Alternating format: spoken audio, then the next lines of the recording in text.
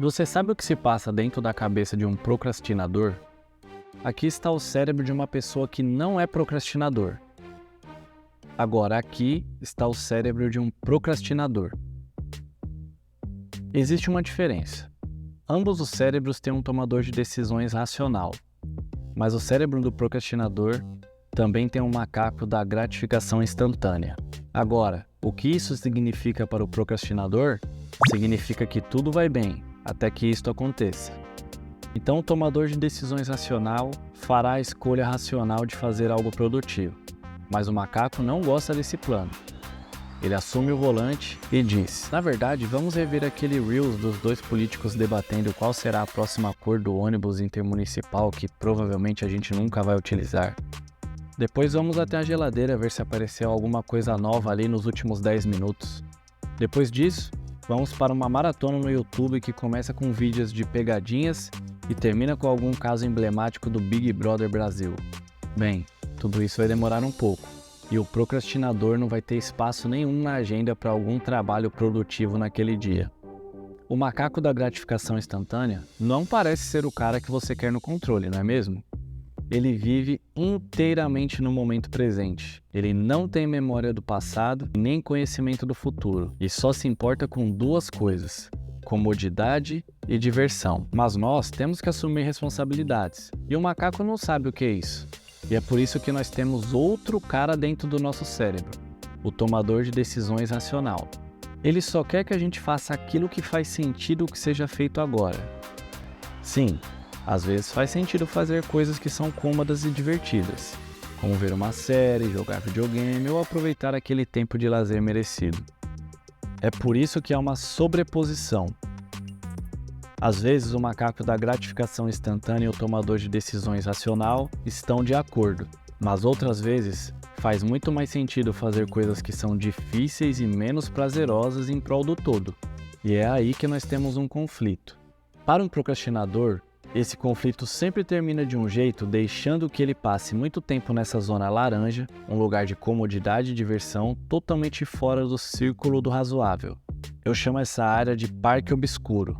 O parque obscuro é um lugar que todos os procrastinadores por aí conhecem muito bem. É onde as atividades de lazer acontecem nos momentos em que atividades de lazer não deveriam estar acontecendo. A diversão que você tem no parque obscuro não é realmente divertida, porque ela é completamente imerecida e o ar fica repleto de culpa, temor, ansiedade, todos esses sentimentos bons que um procrastinador leva consigo. E a questão é, com o macaco no controle, como o procrastinador vai conseguir mudar para essa área azul? Um lugar menos agradável, mas aonde as coisas realmente importantes acontecem. Bem, acontece que o procrastinador tem um anjo da guarda. Alguém que está sempre olhando por ele e o acompanhando. Alguém chamado Monstro do Pânico. O Monstro do Pânico fica adormecido a maior parte do tempo, mas ele acorda imediatamente sempre que um prazo chega muito perto de estourar. Quando existe um risco de constrangimento público, um desastre na carreira ou outra consequência assustadora. E o mais importante, ele é a única coisa que o macaco da gratificação instantânea tem medo. Bom, o Monstro do Pânico se tornou muito relevante na minha vida bem recentemente, quando eu percebi que só faltava um semestre para eu acabar o MBA e apresentar minha monografia final. Daí surge uma notificação no meu celular. Era um e-mail da universidade, dizendo que os trabalhos de conclusão de curso deveriam ser entregues com 3 meses de antecedência para as avaliações e revisões necessárias. Ou seja, a metade do último semestre que eu cursava. E quando eu terminei de ler esse e-mail, adivinha quem acordou? Então, o Monstro do Pânico começa a perder a cabeça e alguns segundos depois, todo o sistema está em caos. E o macaco? Lembrem, ele tem pavor do Monstro do Pânico, então ele foge. E finalmente o tomador de decisões racional pode assumir o controle e eu posso começar a trabalhar na monografia. O Monstro do Pânico explica todos esses comportamentos bem insanos de um procrastinador. Por exemplo, uma pessoa como eu passar um semestre incapaz de escrever uma página do trabalho e encontrar milagrosamente a incrível técnica de concluir tudo em 3 meses. E toda essa situação, com os 3 personagens, é o sistema de como funciona a mente de um procrastinador. Não é bonito, mas funciona. Bem, Acontece que existem dois tipos de procrastinação.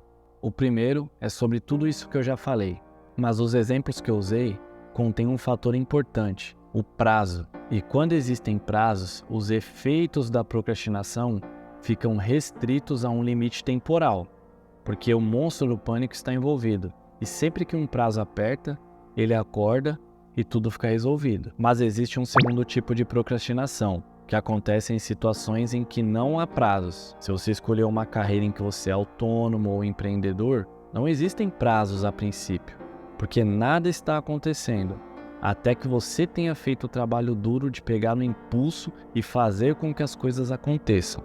Também existem todas as coisas importantes fora da carreira que não envolvem nenhum prazo, como ver a família ou fazer exercícios e cuidar da saúde, focar no seu relacionamento ou até mesmo sair de um relacionamento que não está dando certo. Mas se o único mecanismo do procrastinador fazer essas coisas difíceis for o monstro do pânico, aí nós temos um grande problema, porque em todas essas situações que não há prazo, o monstro do pânico não aparece. Ele não tem o que o faça acordar. Então os efeitos da procrastinação não são contidos, eles simplesmente se prolongam ao infinito.